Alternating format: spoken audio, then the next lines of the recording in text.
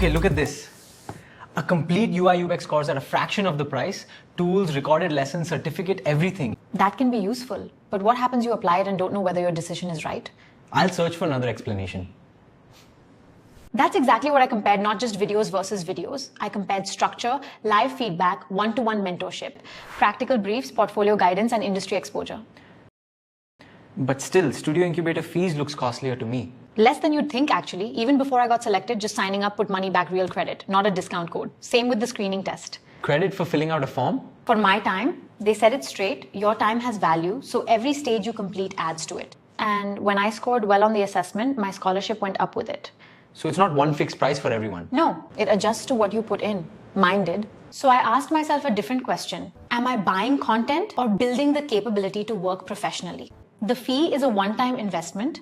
The skills, confidence, portfolio, and professional thinking can keep creating value throughout my career. So you weren't looking for the cheapest option? I was looking for the option that made the most sense for learning and where I want to go.